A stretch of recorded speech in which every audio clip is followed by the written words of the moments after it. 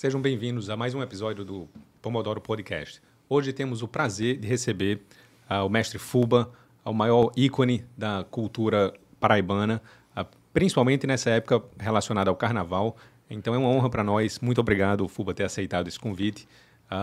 Vai ser muito instrutivo para os nossos ouvintes, para os nossos espectadores, aprenderem um pouco sobre a cultura local e sobre a política pública de cultura no estado da Paraíba. Eu que agradeço, meu amigo. É um grande prazer estar fazendo parte desse programa, né, que já é um sucesso, né, o podcast Pomodoro. E estamos aqui para exatamente trocar essas figurinhas e saber e informar também, né, toda essa estrutura que acontece durante o carnaval aqui em João Pessoa. Fuba, começando, eu queria fazer uma pergunta para a gente quebrar um pouco o gelo aqui. Qual a música que toca na cabeça de Fuba quando ele vai chegando nesse momento? Eu acho que é uma pergunta retórica, né? É retórica, né? Porque é uma música... Até eu estava conversando com o Fabinho, ele estava falando sobre isso, né? Que é meu vice lá no Via Folia, ele está dizendo: cara, tu já imaginou quantas vezes tu já cantasse essa música, né? Que é o hino das Muriçocas? Aí ele disse: olha, só 40 anos. Se você colocar aí no bloco, porque durante o bloco, a saída do bloco, eu toco a música, é engraçado. Daqui a 5 minutos depois, tem uma pessoa, um folião lá embaixo, dizendo: toca o hino, toca o hino. É interessante, né? Porque talvez seja por isso, né? Porque é uma vez por ano, aquela coisa toda. Então, só durante o percurso, eu toco umas 5, 6 vezes. Aí ele fez um cálculo assim: olha, 40 anos de Muriçoca, então, no mínimo, você tocou no bloco 200 vezes. Fora o acorde Miramar, que é um dia anterior, também a gente toca umas 3 ou 4 vezes. E fora, né, o dia a dia que muita gente pede para tocar, pode ser em época de São João, no mês de março, no mês de setembro. Fuba, toca aí o hino das Muriçocas. Né, ficou no inconsciente realmente da população. E Fuba, você, muito mais do que um artista, você teve o papel no legislativo, no executivo, então você tem uma vivência na gestão pública. Tem alguma história inusitada, engraçada, que envolva um pouco da administração pública e sua vida como artista? Só peço licença, Fuba, antes da pergunta de tu responder a pergunta de Bratis, é para falar que Fuba, o nome é Flávio Eduardo Maroja, né? Para quem não conhece, quer dizer, Ribeiro, Flávio Eduardo Maroja Ribeiro. Que muita gente não conhece, só conhece por Fuba, por né? Fuba, Essa coisa de apelido é uma referência, né? Acaba sendo virando uma referência que, inclusive, eu até estava falando para vocês mesmos. A minha primeira música gravada em 80... saiu Flávio Eduardo, mas as rádios, naquela época, diziam, né, a autoria, só falava Fuba. Terminei que assumir, né? É porque ele é de Pernambuco, mas porque o paraibano nato sabe não só o nome, mas a árvore genealógica todinha aqui do mestre Fuba. Deixa ele perguntar, porque ele é de Pernambuco. Não, é outra coisa. Interessante que muita gente pensa que Fuba é fubá de fazer o cuscuz, né? E não tem nada a ver. É uma comida que tem muito no sertão da Paraíba, que é uma farinha bem fininha que você come com melaço, com açúcar e tal. É bem gostoso para anemia também, é bom, é um produto bom para anemia, para combater a anemia. E eu ganhei esse apelido quando tinha 9 anos de idade, tocava no Esperaltas, enfim. Mas voltando aqui à história de que Bratis falou aqui, veja bem, eu acho que já teve várias histórias inusitadas, tanto na minha participação como gestor público, como também nos eventos que eu fiz, né? Nos eventos que eu fiz. Assim, dentro de alguns deles, né? Eu posso citar um evento que a gente fez aqui em 2010, chamado San Rock, que era um festival de rock, né? Eu estava trazendo 10 bandas de rock, inclusive Sepultura, o Angra, o Scorpions, né? Que tocou aqui no estádio Almeidão, tá? E uma coisa inusitada que aconteceu é que o patrocinador oficial, que era a TAM, acabou que perdeu o patrocínio. Eles quebraram, rescindiram o patrocínio. Quando o grupo estava na Colômbia, faltando 2 dias para o evento, eles vinham direto para cá, né? Então, aí a gente teve que alugar um avião para buscá-los na Colômbia para fazer o evento, né? Então, isso aí foi uma coisa não dava para pega o Guanabara e vem, não dava não, né? Pega o Guanabara e vem, não dava para substituir, não. Não tem planejamento que resolva isso, né? Em gestão pública tivemos vários eventuais, por exemplo, na questão das doulas, mesmo na votação das doulas, foi uma coisa interessante que apareceu muitas mulheres grávidas, né? pintando a barriga, né? Foi uma coisa bonita que fizeram lá, né? De querendo forçar para que os vereadores votassem a favor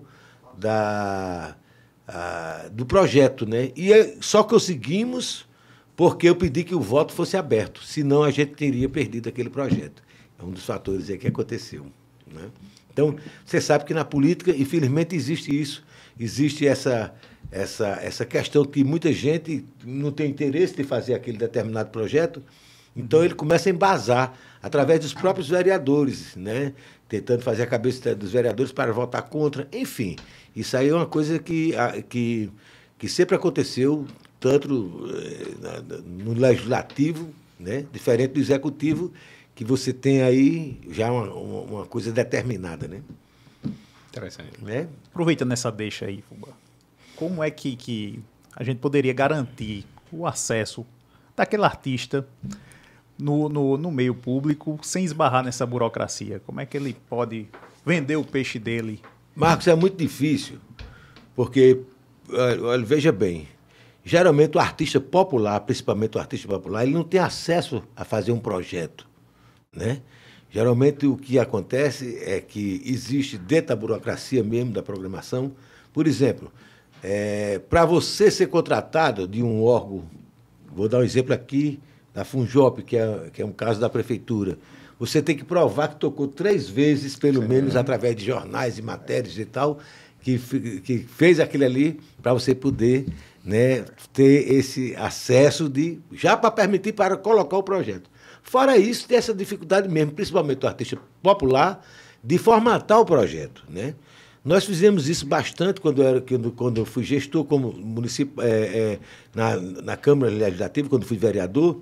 Nós abrimos o Gabinete Cultural, onde nós tínhamos exatamente, tinha uma equipe, né, junto com o Valência Casfora, ela que comandava essa equipe, de fazer todos os projetos dessas pessoas que não tinham acesso à cultura.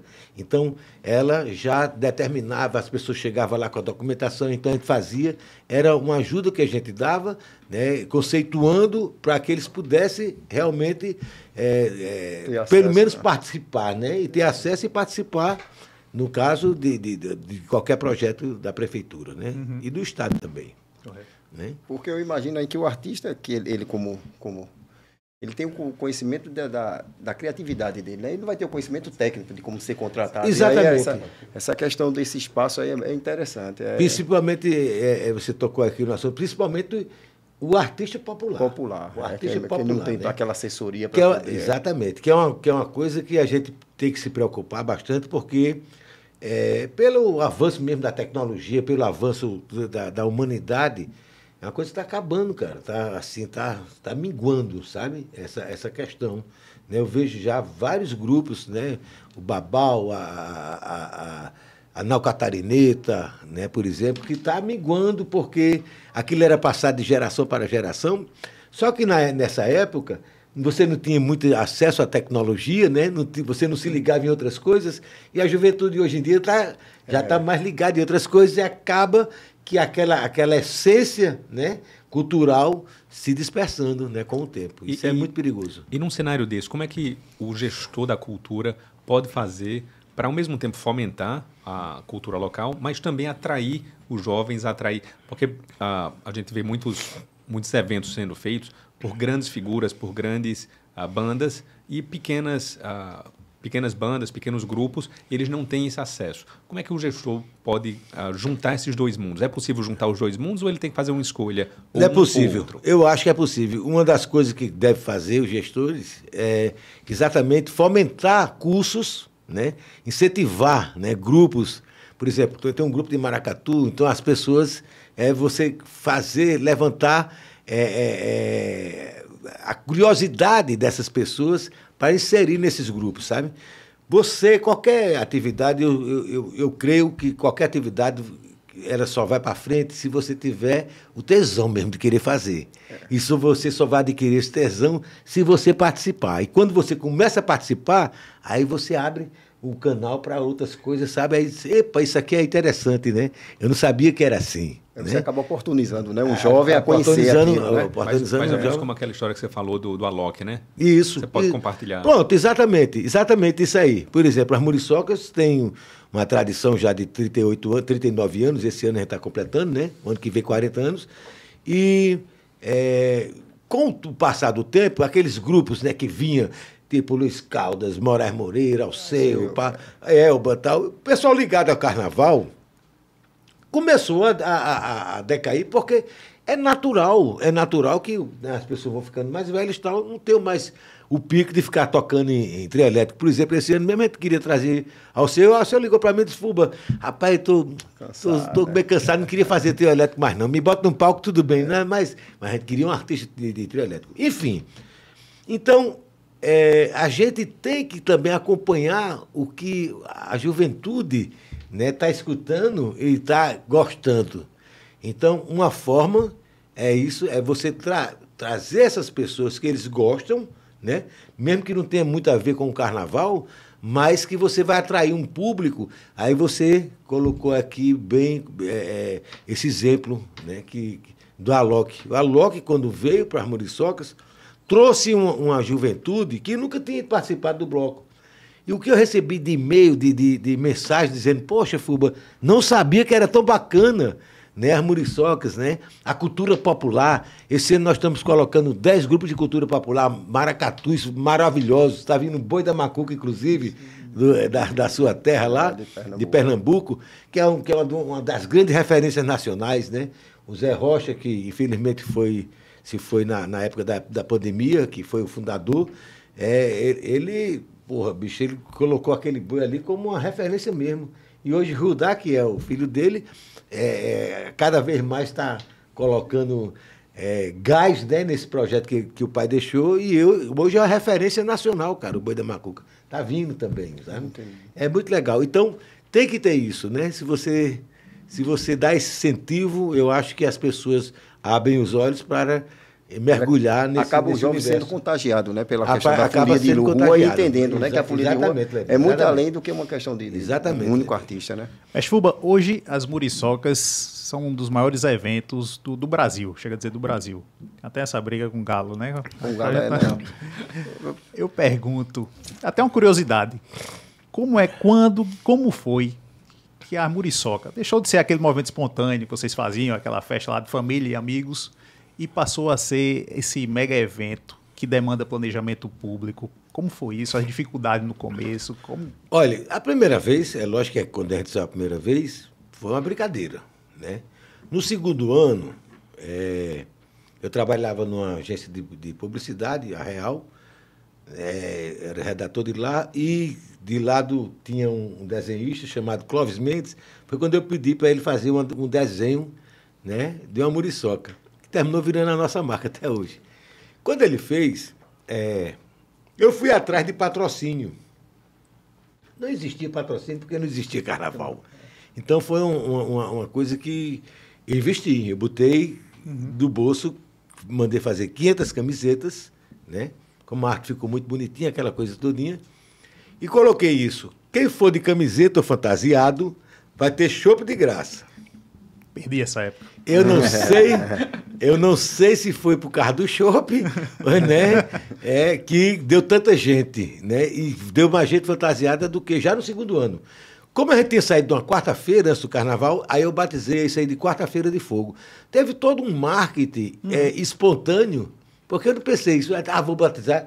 Eu não pensei como marketing, eu pensei na espontaneidade. Rapaz, vai ser a quarta-feira de fogo. Aí botei quarta-feira de fogo, né? Porque aí você já causou uma referência, que a quarta-feira de fogo é uma quarta-feira antes da quarta-feira de cinza. Inclusive, para você colocar na cabeça, né? Quando é o dia das muriçocas? Quando é a quarta-feira de cinza? Uma semana antes. Pronto, você já sabe. Começa a tocar fogo, depois vira cinza. Exatamente. Então, isso aí foi. Agora, ela explodiu mesmo quando eu gravei no 5º ano, que foi o último ano que a gente cedeu o chopp, né? Até o 5º ano a gente dava chopp. No 5º ano foi 3 caminhões de chopp, mas tinha muita gente. Aí foi um desastre, porque não tinha nem como atender. Então foi aí, eu acho que explodiu aí, porque a música entrou no inconsciente coletivo, né? E aí acabou que inflamou, né, a sociedade, né? E fez com que a sociedade criasse, de certa forma, uma autoestima, né? Em relação a essa coisa de o Gado da Madrugada ser o maior bloco do mundo, Muriçocas, eu acho que nenhum dos dois é mais hoje. Hoje nós temos blocos em São Paulo e Rio de Janeiro que levam 3 milhões, 4 milhões de pessoas.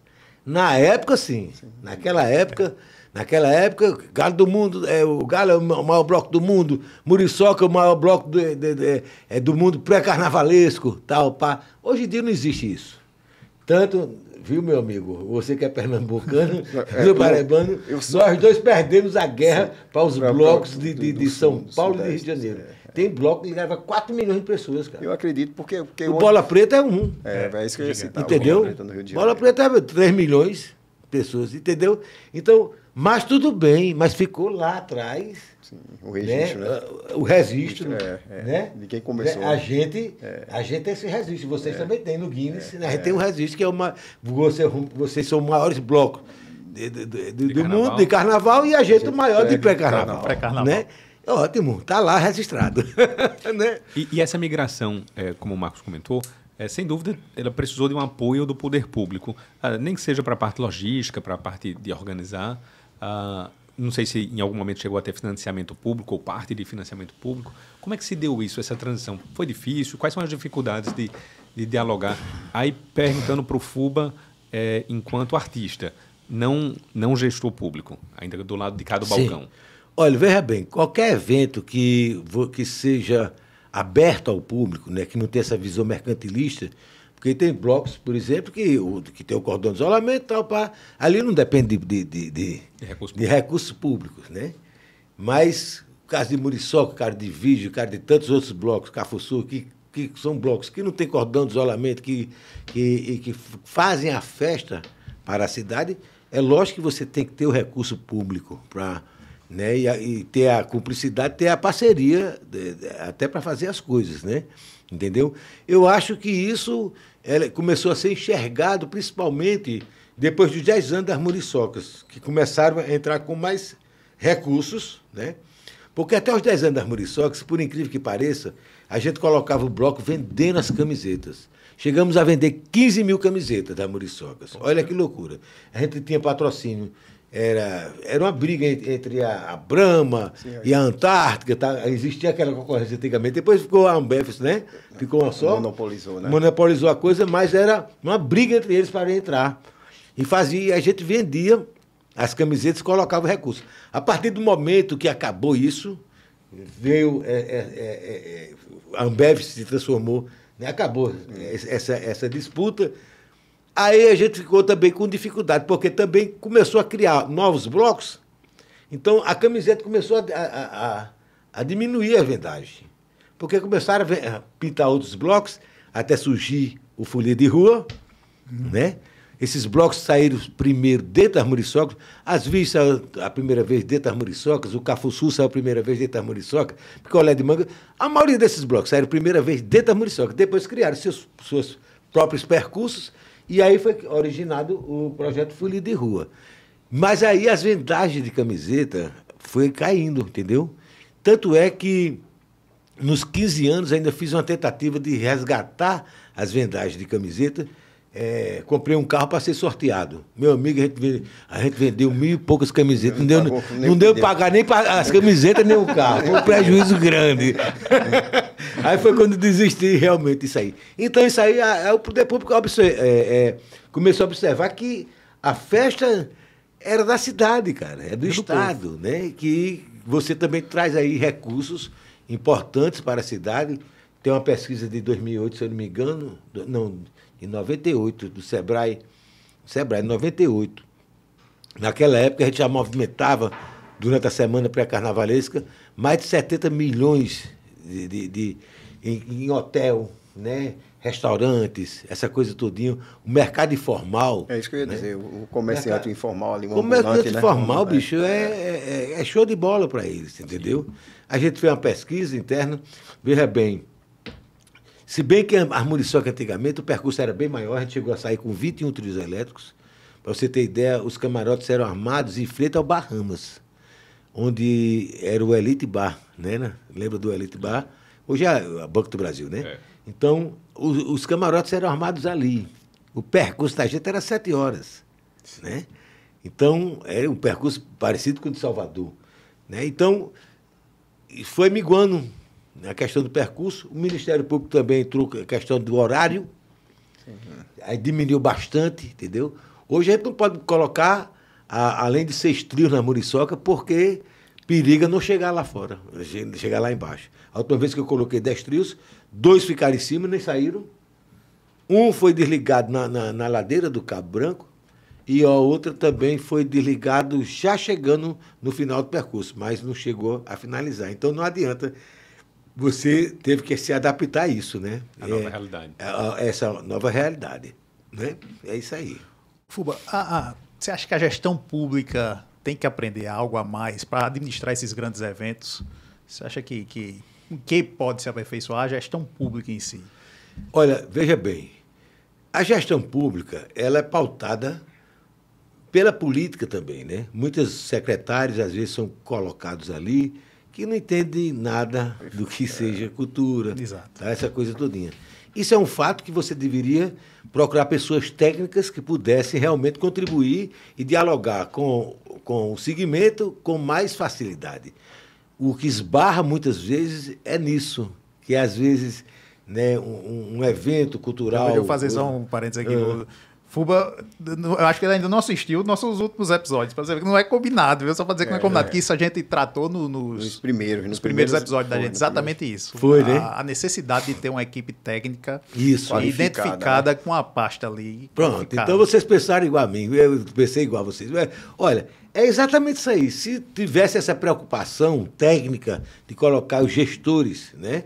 Ou mesmo que o próprio secretário não entenda tanto, mas que tenha uma assessoria técnica ali que pudesse dialogar, né, realmente das necessidades culturais, eu acho que facilitaria muito. Eu acho que o que entrava muito é isso, né? Eu acho que entrava demais. Até porque se você tem um secretário que já não tem conhecimento da parte cultural, e aí ele vai ter que ter um conhecimento dessa parte cultural, que já é difícil, porque envolve criatividade, é muito, muito particular.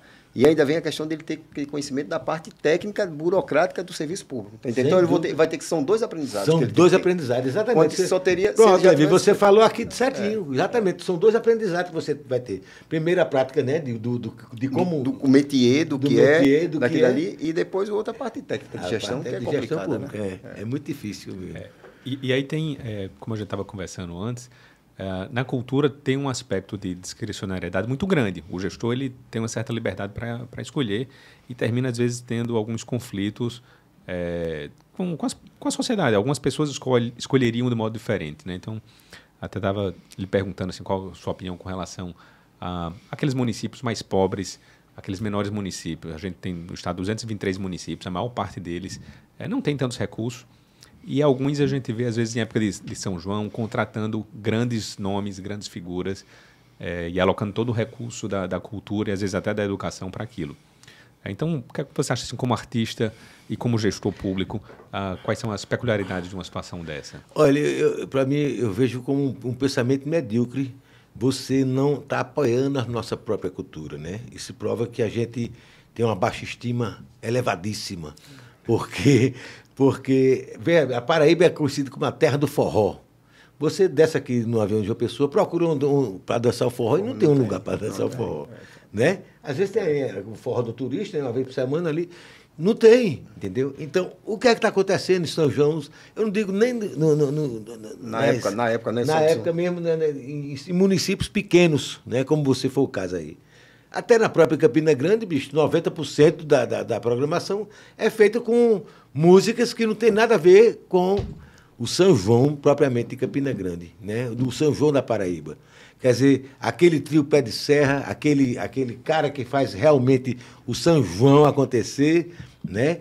E, porra, bicho, quem não brincou tanto São João no interior da Paraíba, com aqueles grupos de Pé de Serra. Então, o que é que eu vejo hoje? Os gestores estão preocupados em quê? Números de trazer grandes atrações que possam levar pessoas para aquele município, né, a região toda ali, mas ali, depois acabou o show, acabou-se. a cultura não tem benefício não tem nenhum benefício nenhum para a cultura. Muito pelo contrário, se gasta horrores, muitas vezes horrores, que com esse mesmo dinheiro você poderia incrementar, né, tornar a festa mais popular ainda e valorizar a própria cultura, né? Isso é uma coisa que me preocupa muito, que o que acontece na Paraíba, porque quase ninguém apoia a verdadeira essência da cultura, né? Isso é muito perigoso, inclusive, né? Perder identidade, né? Diferente de Pernambuco, por exemplo.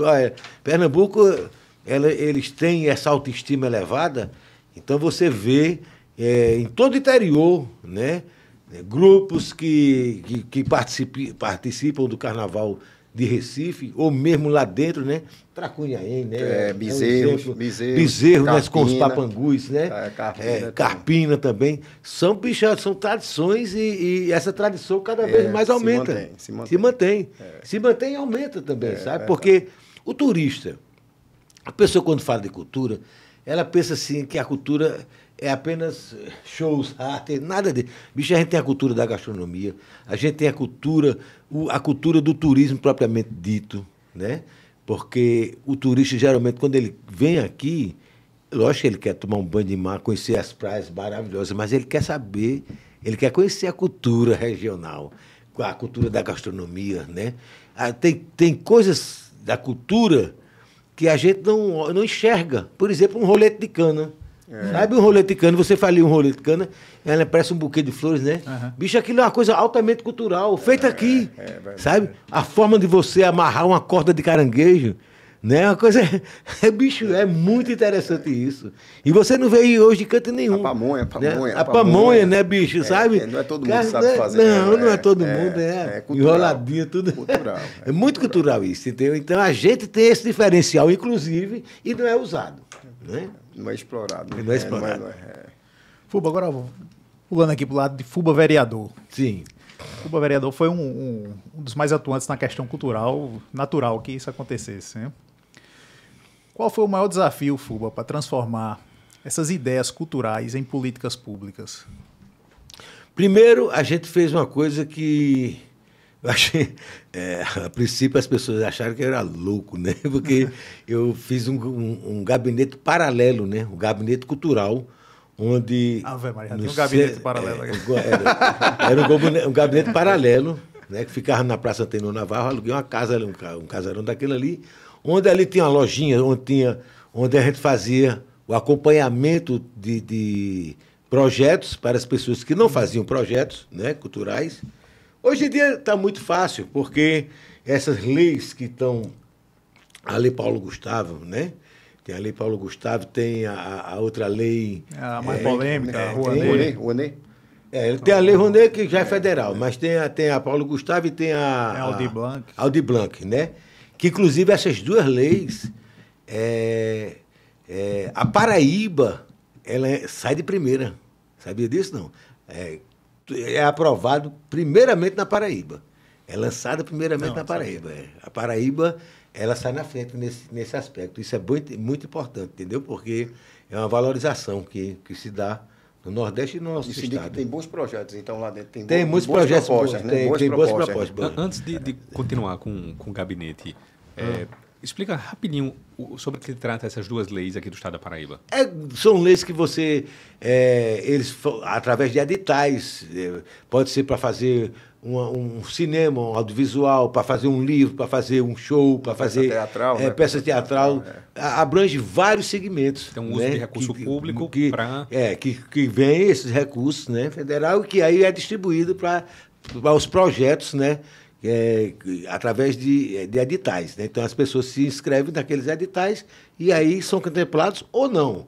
Mas há muitas vezes, a maioria são contempladas porque, como é uma verba significativa, já chegou, inclusive, teve ano de devolver verba. Por falta de projetos, né? Então o ponto essencial é o projeto. O ponto essencial é o projeto. Então é importante, por exemplo...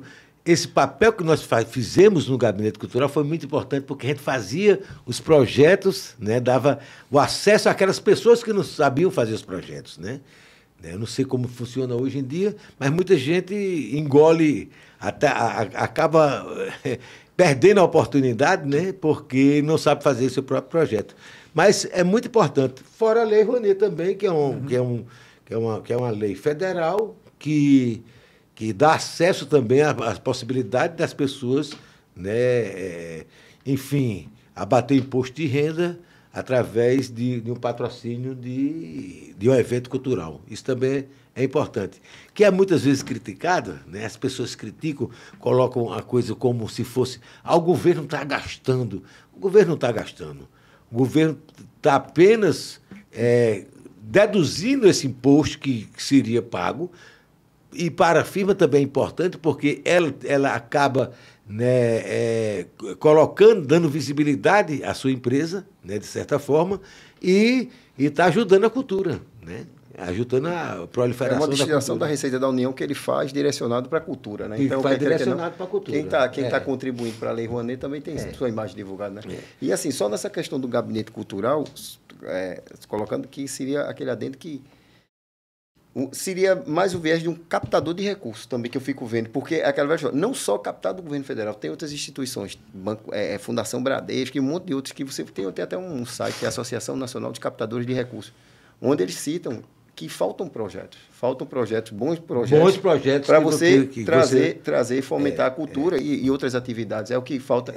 Então, nessa questão de projeto, Levi, falta em todas as áreas. A área cultural é um exemplo, mas existe recurso abundante em algumas áreas. Os gestores públicos não sabem fazer projeto, então deixam de captar recursos para a questão de saneamento básico, para a questão de saúde, a questão educação, a questão cultural é um exemplo adicional. É verdade que você está falando. Projetos é um problema sério. Isso que você está falando do gabinete não é só para a cultura, seria difundido, deveria ter sido, foi uma boa prática sua que depois deveria. Foi uma prática muito interessante, porque durante o gabinete cultural, em exercício, foram, se eu não me engano, 476 projetos que a gente fez para essas pessoas que não tinham, né, não sabiam fazer um projeto e não tinham oportunidade. Muitos deles da área da cultura popular, né, que geralmente a cultura popular ela não tem aquela cultura do estudo, mas tem a sabedoria, que é muito maior do que a cultura. Mais, né? É verdade. Às vezes é muito maior do que a cultura, a sabedoria. E só por curiosidade, nesse gabinete já chegou alguma situação? Porque, pronto, Levi ele acha que ele é músico. Não, eu sou quase músico. E aí, imagina, chega uma figura que não Vamos tirar um som, viu? Lá que não sabe tocar, mas acha que é artista. E ainda mais agora que não temos mais ordem nos músicos. Aí chega um camarada que acha que é músico. E vocês faziam essa averiguação assim, de quem teria capacidade de fazer um projeto? Como é isso? Só uma mera curiosidade. Não, a gente, lógico que uma pessoa que já ia atrás de fazer um projeto, claro que a gente queria saber de onde é que veio, né? Sim. A maioria a gente já conhecia, né? Eu, por estar ligado na história, entendeu? Então, eram projetos que, às vezes era apoio de um patrocínio de uma capa de um disco na época, sabe? Nunca tinha de um evento, sem de noção, arrumar assim. Um palco e tal. A gente fez um samba, eu me lembro como se fosse hoje, em parceria com os ambulantes. Certo? Os ambulantes. Vamos fazer aqui uma parceria com os ambulantes. Pegamos os ambulantes, né, que hoje é uma associação, né, Márcia. Pegamos, reunimos os ambulantes, eles botavam, e a gente dava o palco e o samba, e o grupo de samba. Certo? Cara, bicho, essa coisa começou devagarinho. Daqui a pouco era 5.000 pessoas na praça. Gente de Recife. De Natal ligava, vai ter samba hoje, era de 15 dias que a gente fazia. Virou uma loucura, sabe? Quer dizer, o quanto é importante você fazer os trabalhos coletivamente, né? As pessoas hoje estão cada vez mais egoístas, mais individualistas, mas eu acredito muito nos projetos coletivos. E quando você se direciona para isso, jogando essa energia, não tem como dar errado. E emendar até nessa próxima pergunta, já começou a responder. O que é que pode ser feito para não depender, como gestor, para não depender exclusivamente de recurso público? Como eu posso fomentar a cultura sem ser refém do orçamento? Veja bem, começamos agora o Via Folia. É o segundo ano do Via Folia. Eu sou o gestor, sou o presidente do Via Folia, que são os blocos que saem, na Epitácio Pessoa, que são os maiores blocos daqui, né? Muriçocas, Virgens, né? O Vambora, né? Com Bel, o Atleta que está saindo com Ivete Sangalo, né? O Bandicheiro, enfim, são os blocos que saem na Via Folia. O que é que nós começamos a fazer o ano passado? Primeiro, qualificar a avenida de uma forma que você pudesse ter a segurança. Você sabe, toda vez que onde você leva a multidão, você tem possibilidade de pequenos furtos, bom, enfim, a segurança hoje é a prioridade. Então, desde o ano passado, começamos a fechar as ruas que dá acesso a Epitácio Pessoa com revista. Esse ano, vamos fazer a mesma coisa, mas ainda com mais qualidade, né? Com mais qualidade. As ruas serão fechadas, então você só vai entrar lá com revista.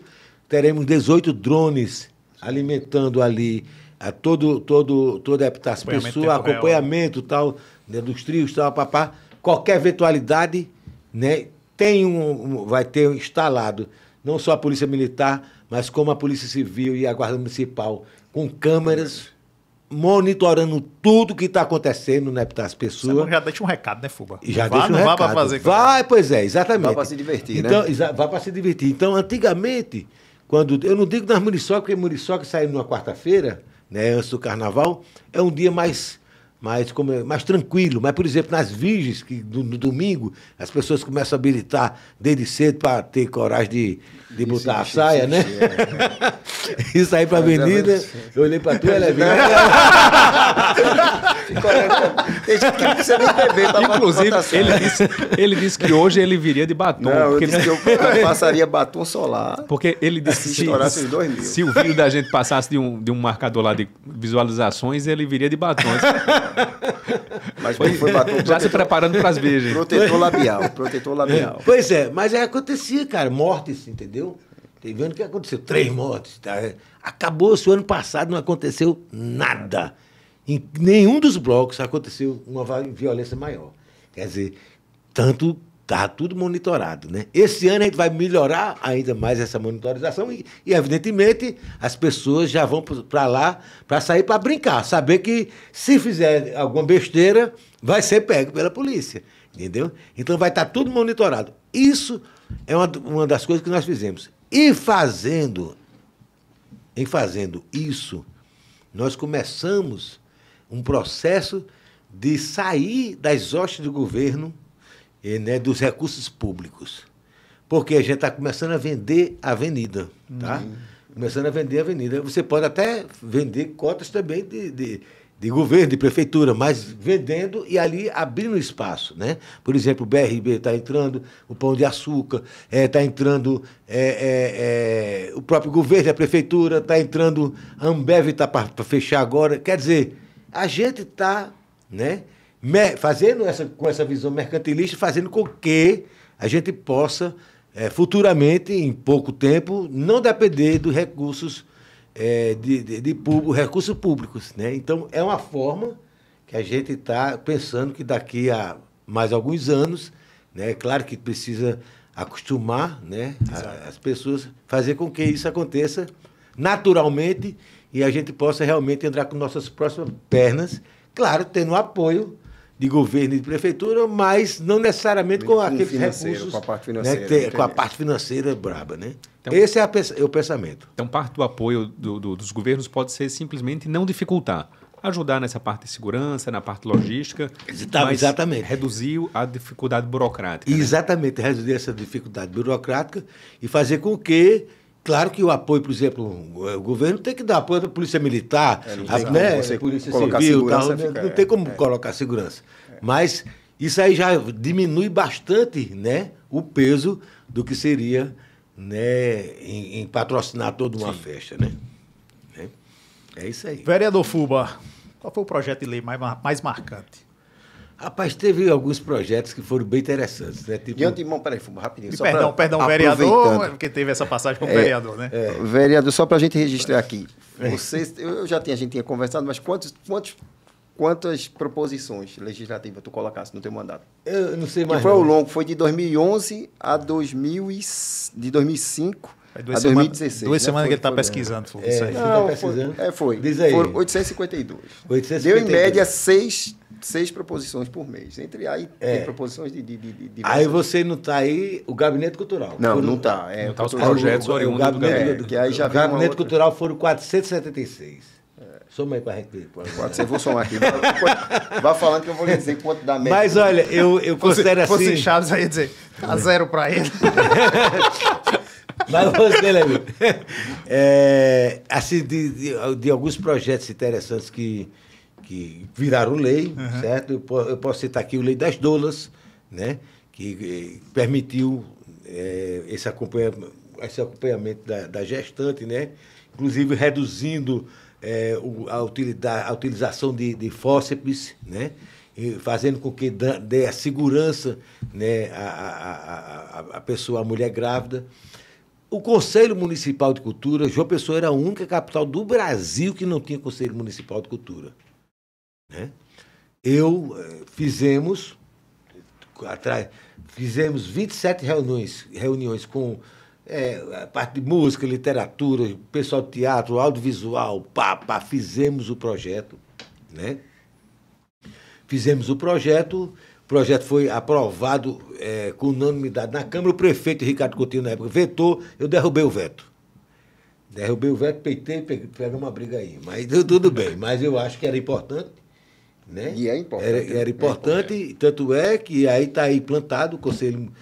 Naquela época, 5 milhões do governo federal voltava porque a gente não tinha conselho. Sem perder recurso, não era uma renúncia de receita. A alimentação para crianças diabéticas, né? Na rede municipal de ensino, isso tudo bem que você tem 37 ou 47 crianças que estão recebendo uma alimentação diferenciada, mas a gente está salvando vidas, né? Bom, foram 181 projetos que viraram lei, que hoje eu acho que é importante que esteja aí. Por exemplo, o Brasão Municipal, não sei se você se lembra, que toda gestão, mudava, aí mudava as cores do prédio, mudava fardamento escolar, essa coisa todinha. Coloquei o quê? Não, agora aqui é o Brasão Municipal. Não precisa mudar mais nada, nem cor de prédio, nem fardamento escolar, nem nada. Isso aí, rapaz, deu uma economia aos cofres públicos enorme, entendeu? Porque é a gestão, cara. Você não pode pegar, colocar sua personalidade na gestão. Era a Flor de Lúcia Braga, era o Coração de Cícero, era não sei o que lá, sabe? Não pode. Então, tá aí o Brasão Municipal, então entra o prefeito, sai o prefeito, e mantém ali o fardamento escolar, as pinturas dos ônibus, dos táxis, né? Toda a identidade, a papelada, né? Mesmo de propaganda das secretarias, enfim, quer dizer, isso aí deu um upgrade grande. Bom, foram 181 leis que estão aí vingando, deixei lá a minha marca e fui-me embora porque eu acho que a gente tem que fazer isso. Diga aí, Levi, você fez o levantamento aí. Eu fiz o levantamento, deram 1.028 proposições. 1.028. Tá bem, dá uma média de 7 por mês, quer dizer, quase uma a cada 8 dias. Foi bom. Foi muito bom. Agora, quase 2 a cada 8 dias. Não, você deu 7 por mês, né? Deu 7 por mês? 7, Um mês tem 4 semanas. 4 semanas. Dá quase 2 por semana. E naquele tempo tinha chat GPT, não. Eu tinha chat GPT para poder lhe auxiliar, fazer o projeto. Fuba, você teve experiência como vereador e tem experiência no executivo. Vantagens e desvantagens, comparando o que é melhor, o legislativo ou o executivo, quais são as vantagens de cada um e as desvantagens? O legislativo você tem a possibilidade de criar leis, né? Então, quando você tem essa possibilidade, você de certa forma, fica eufórico em querer aquele... Porra, como eu gostaria de criar, né, que isso aqui fosse lei, né? Teve leis minhas, por exemplo, que eu fui detonado, literalmente. Por exemplo, não sei se você se lembra, nos postos de gasolinas, era aquele barulho, cada um chegava com com seu carro. O Levi vendeu o som do carro dele por conta disso. Ele tinha essa música. Abria a porta-mala, né? Lá abria, tinha um som. Botava um kit miséria em cima da carbola, que era um rum com duas cocas. Era comprado no terceirão. O kit miséria. Aí não, pior, sabe o que é? Mas o pior, sabe o que era? Eram 10, eram 10 carros, agora cada um tocando uma música diferente, né? Só macho. Só macho. Só macho, era mesmo. Agora que eu tô me lembrando disso. Era só macho. Não fazia parte. Aí, eu fiz uma lei proibindo isso. Mas, meu irmão, porra, como é que um músico vai proibir um negócio desse, né? Música, né? Mas ali era questão do barulho, era questão da poluição, né? poluição sonora, né? Então, exatamente. Então, como legislativo, você tem essas possibilidades de consertar aquilo que você, na sua visão, que você vê errado, mas também que você deve consultar a população. Sim. Eu tinha muito essa preocupação. Quando eu ia colocar um projeto, eu consultava. Sabe, muitas vezes eu consultava, tal, o que é que tu acha, o que é que tu acha? A gente sempre trabalhei muito coletivamente em relação a isso. Então, você fez aí a essência do vereador, né? Escutando o povo, a voz do povo. Exatamente. Termômetro, né? Todo mundo dizia, rapaz, bicho, se você fizer essa lei vai ser bom demais. Eu sabia que ia ser detonado, mas eu fiz, entendeu? Então, o legislativo tem isso. O executivo, você já tem aquela capacidade de fazer, né? De agir. De agir, né? Impor mesmo assim, vou fazer, né? Isso aí são duas coisas diferentes, bem diferentes. Que se complementam, né? Que se complementam, de certa forma, se complementam. No caso do executivo, você tem essa velocidade, né? De dizer, porra, bicho, eu fui diretor de marketing da PBTU, eu me lembro quando o Roberto Paulino me chamou, quando ele assumiu o governo.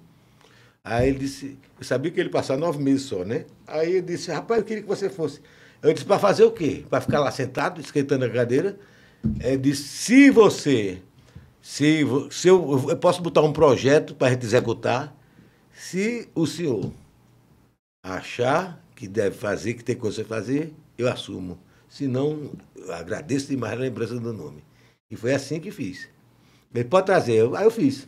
Tinha pouco tempo, aí fiz um projeto chamado Vivo Centro, que era de terça a domingo. Aí tinha cinema ao ar livre, tinha apresentação de grupos de teatro, cultura popular, show de bandas, tal, pá.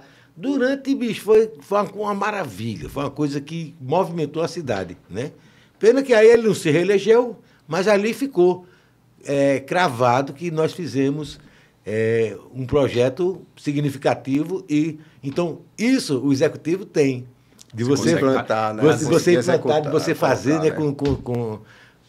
Com mais imediatismo mesmo, né? Vamos fazer isso, bora, vamos fazer, pegar o dele e fazer, né? Então são coisas diferentes que cada um tem sua importância, é como você disse, se complementam, né? De certa forma. Você tocou o lado bom dos dois. E o lado ruim dos dois? Quais são as dificuldades? Assim, o que é que mais... O lado ruim dos dois é a cobrança. Tanto da população, né? Como das pessoas que gostariam de fazer aquilo e não fizeram. Aí começa a colocar defeito, né? A gente aqui na Paraíba sofre uma coisa que é muito grave, de baixa estima mesmo, sabe? Eu vejo assim, eu analiso, sou uma pessoa que fica analisando muito o comportamento das pessoas, sabe? Aí vejo assim, porra, bicho, o Marco tá abrindo um restaurante ali, cara. Tu viu isso, Levi? Marco tá abrindo ali um restaurante ali. Aí o amigo já fez. Acaba de dizer, rapaz, que é demais, cara, mas não dou 2 meses para fechar, né? Ao mesmo tempo que elogia, já diz alguma coisa ali que... Então, isso é muito ruim, que a gente precisa tirar isso da nossa mente, entendeu? Talvez esteja no inconsciente de 1930. Rapaz, ali vai dar um podcast, dar uns 5 podcasts ali. Você entra entrar nesse método aí, vai conversa. Faz. Mas, Fubá, dessas 1000 e poucas proposituras aí... 1028. Hoje, teria alguma para apresentar? Você acha que faltou aquela ali? Ou que poderia ser feito a mais? Eu tenho que pensar. Se pus. Não, com certeza, é porque eu parei de pensar sobre leis, né? Mas, com toda certeza, a gente está vivendo um processo... muito difícil, a humanidade está vivendo um processo muito difícil, que leis para você fazer, para preservar, por exemplo, a natureza, não falta. Eu tentei fazer que não deu certo, né? Chamaram até que era ridículo, que era proibido você usar a mangueira e lavar a calçada. Usar água dessa forma. Né? Pensar, isso é um projeto ridículo. Mas, cara, bicho, é uma das coisas, uma preocupação que a humanidade não está tendo e que é fato. Né? Eu tive no Amazonas há 10 anos atrás, mais ou menos, o Rio Solimões, para você, a largura dele era 22 quilômetros, cara. 22 quilômetros de largura. Você não viu outro lado. Hoje em dia, 4 quilômetros de um lado e 4 quilômetros de outro desapareceram. Né? Então, o problema da água é um problema seríssimo, que os cientistas estão falando aí a toda hora, que a partir de 35, né? Eles dizem que 35 é que vai ser o caos. Que 35 é daqui a pouco, rapaz. Pouco mais de 10 anos, entendeu? Quer dizer... pouco mais de 10 anos. 10 anos, né? 10 anos. 10 anos. Quer dizer... Então, ou seja, a gente teria vários programas e projetos que poderiam... na área ambiental. Na área ambiental, principalmente, Rio sabe? Talvez, a gente está passando por um processo mundial muito difícil, cara. Sabe? Em 1800, nós tínhamos 1 bilhão de pessoas, de habitantes. De 1800 a 2012, pulamos para 7 bilhões. É tanto que, naquela época, aquele encontro que tem com os 120 maiores cientistas do mundo, que acontece em Budapeste, na Hungria, a ONU pediu que fosse feito aqui no Brasil. E foi feito no Rio de Janeiro. E ela pediu que televisionasse para todo mundo. Tá? O que é que acontece? A Globo televisionou, mas passou, sabe de que horas? De meia-noite às 6 horas da manhã, no GNT, que era um canal fechado, recém-inaugurado naquela época. Recém-inaugurado. Eu assisti todas, foram 10 dias, assisti todas elas, todas as palestras. Cara, o que eles diziam em 2012... Está acontecendo. E até essa questão da pandemia foi... Eles falaram, bicho, que em 19 e 22 haveria uma pandemia que ia botar todo mundo dentro de casa. Em 20 aconteceu. E não duvide que daqui a um certo tempo vai vir a questão ambiental, que é a questão de água. Exato. Com certeza.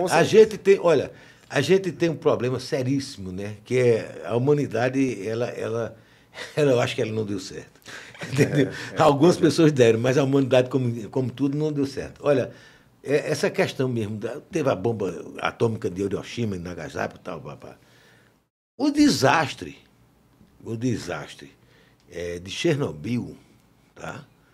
Foi 400 vezes maior do que o estrago que as 2 bombas atômicas fizeram. E hoje, aquela cidade, como é que chama? Pennyville, que é a cidade que estava lá instalada, Chernobyl, né? Que saiu todo mundo, é uma cidade fantasma. Sim. Cidade fantasma. Então, uma cidade lá, carro na garagem... Tem uma série interessante aí, que retrata Chernobyl, acho que até é Chernobyl no nome. Interessantíssimo. Que retrata sobre isso, né?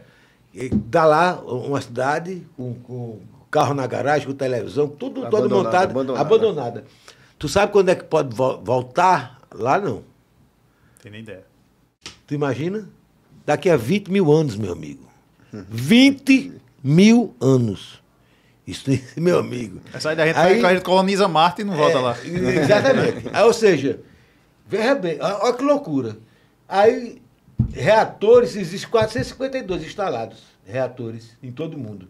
Outro dia soltaram uma bomba, né, no Iraque, bem pertinho, a 300 metros de um reator desse. Quer dizer, a gente está se autodestruindo. A humanidade está se autodestruindo. A gente está respirando o tempo todo aqui radioatividade, cara, que os cabas estão soltando por aí. Aquela tsunami que aconteceu no Japão foi bomba atômica que fizeram, experimentando bomba atômica no oceano, rapaz. Fazendo teste de bomba atômica no oceano, no fundo do oceano. Ou seja, a gente está num processo de autodestruição e ninguém quer enxergar isso. Porque o mundo está imediatista, né? Fora o fascismo que está sendo implantado no mundo todo. A gente está vendo aí, naturalmente, isso acontecer. Então, a gente está nesse processo de autodestruição, é um autossuicídio, né? A gente respirando. Câncer era uma doença que você nem falava no nome há um tempo desse. Hoje quase toda família tem uma pessoa que está com doença. O que é isso? É você comendo 233 tipos de agrotóxico. Quando você for num supermercado, procure uma fruta que esteja picada com passarinho. É o pior, é melhor. Mais feio, tomate com mais certeza, feio é melhor. Mas pior que essas bicadas, eles tiram, não quer vender. Não Aí quer vender aquela maçã. Bonito, que tá cheia ali, que você catar. Brilhosa que sobe bexiga, parece catarro em parede. Aí você chega, aquilo é o quê? É só agrotóxico. Então a gente está comendo só veneno, respirando veneno, as pessoas não estão se preocupando. Foram instalados o relógio, né, pelos cientistas na França, na Inglaterra e nos Estados Unidos, dizendo quanto tempo tinha de camada de ozônio, colocaram 7 anos. Um desastre na camada de ozônio. Se um furinho, tamanho de uma agulha, como aconteceu em 2008, já aconteceu. O Sol chega em 8 segundos na Terra com 450 graus. Aconteceu em 2008 na Jordânia. 2 km², saiu do mapa. Não tinha seres humanos, mas tinha gado, ovelha, tal, pá. Foi assim, ó, sabe? Tipo, 450 graus. Desapareceu. E a importância, né, do legislador estar atento também a esses problemas ambientais. Né? Lembrando que só uma coisa, Fuba, como vereador, em 2007, teve o projeto que você propôs lá, ali a margem do... Ele decorou todos os seus projetos. Não, decorei não, eu fiz o levantamento do dever de casa. O parque ecológico ali. O parque ecológico, entre a Beira-Rio e a... exatamente, as pessoas e a Beira-Rio. Ali ia ser construído um shopping, né? Um shopping. Se você analisar direitinho, você vai ver que Cabo Branco e Tambaú não tem praça. Anotou, não? Nem Tambaú. Eles fizeram um remendo agora ali na Beira-Rio, né? Fizeram uns parquinhos ali na Beira-Rio. Que pega exatamente ali próximo à área do projeto, né? Exatamente. Não tem praça. Não. Mas você tem o mar. Mas praça você não tem. Ali seria a grande praça dos 2 bairros e também do Miramar. No Miramar tem praça, mas praças pequenas, né? Não tem praças de lazer como em outros bairros tem, os Parques Paraíba. Os Parques Paraíba aqui do Bessa, né? Tem, mesmo em Manaíra tem grandes praças, sabe? Praças, mas em Tambaú e Cabra. Então, coloquei lá o projeto, Agora criando aquela área como parque ecológico. Foi luta para ser aprovado. E existe a lei, né? A lei está feita ali. Não se pode construir nada, mas ia fazer pontes, né? Luciano Agra, quando vivo, dizia, porra, esse projeto para mim é o melhor que existe até hoje. Porque eu vou fazer umas pontezinhas nos rios, vou fazer uns lugares para você caminhar, uns bancos, tá? Colocar umas redes nas árvores, sabe? Um negócio assim. Aí ele, infelizmente, não deu para fazer. Mas, enfim, está lá, é um projeto que está... O projeto está estruturado na internet, quem procurar vai ver o projeto. Vai ver o projeto da época, poderá fazer. Projeto um projeto interessante para a região mesmo. Exatamente. Muito bom, muito bom. Só uma última pergunta com relação a... Você falando aí muitas coisas ruins, e aí eu estava refletindo no impacto também nas mudanças na cultura. Como hoje em dia a gente tem um padrão de música e de livros e de tudo muito diferente do que tinha antigamente, né? Você acha que teve essa piora mesmo na cultura? E o que é que o Estado poderia fazer? O que é que o município poderia fazer para Olha, interferir? Ou se deveria interferir ou simplesmente às vezes aceitar? O que está acontecendo é uma mudança, a meu ver, né? Uma mudança de comportamento, né? As pessoas hoje preferem o Ctrl+C e o Ctrl+V, né? Ou é Ctrl+V e Ctrl+C, nem sei, é um dos dois. Dá o mesmo efeito. Né? Dá o mesmo efeito. As pessoas estão deixando de ler, né? Perdendo esse hábito de ler. O que é que eu vejo que os governos poderiam fazer? Projetos incentivando isso, sabe? Incentivando essa forma de você enxergar o mundo como ele realmente poderia ser, né? Porque a gente está se desviando cada vez mais da cultura. E isso é muito ruim, porque acaba que a gente está formando uma geração que fica na superficialidade, sabe? Uma geração que é de celular, sabe? É disso aqui, que você fica, né? E infelizmente é uma grande invenção, mas também que 90% é fake. A gente, cara, o celular, você se transforma num avatar. As pessoas perderam o respeito pelas outras. Ela pode esculhambar você de uma forma... Não existe ainda uma lei rigorosa que você pudesse, sabe, frear isso, né? Eu estava ali no restaurante, estava contando o que fizeram comigo, né? Daquela que a gente não pode mais contar aqui. Mas, enfim, você, bicho, está sujeito à inteligência artificial, né? Colocar você, qualquer um de nós, fazendo propaganda de qualquer coisa. Né? A gente está passando por um processo que, para mim, que as pessoas dizem que é evolução, para mim é decadência humana. É de você deixar de ser você mesmo, de você, né, desviar a essência humana de cada um. Fora isso, a gente está perdendo a solidariedade, a espiritualidade, as pessoas não têm respeito mais por ninguém, sabe? Estão impacientes, né? Individualista, egoísta. Uma pessoa está passando mal na rua, a pessoa vai lá fotografar, né, fazer um selfie, ou então filmar, né, para ver se vende para uma televisão dessa, sabe? Quer dizer, acabou completamente essa preocupação e esse respeito com o comportamento do semelhante, infelizmente. Muito obrigado, Fuba. Rapaz, acabou? Foi um prazer imenso. Eu acho que temos que marcar mais vezes, seja para discutir sobre aspectos culturais, sobre questões históricas da cidade, do estado, e até também para ter uma palhinha, eventualmente, e aí Levi vai mostrar os... Não, a gente vai sair, cara. Até porque eu vou me identificar agora como músico quase profissional, né? Mas muito obrigado pela participação. Eu que agradeço a todos. Só contextualizando, estamos em pré-carnaval em João Pessoa, e Fuba é o ícone do nosso carnaval aqui. Então, ele disponibilizar esse tempo aqui, estar conosco, é uma honra, exato. Eu quero reiterar esse agradecimento feito por Bradson. Obrigado. Muito obrigado. Obrigado, viu, Fuba. Valeu, meus amigos. Até a próxima.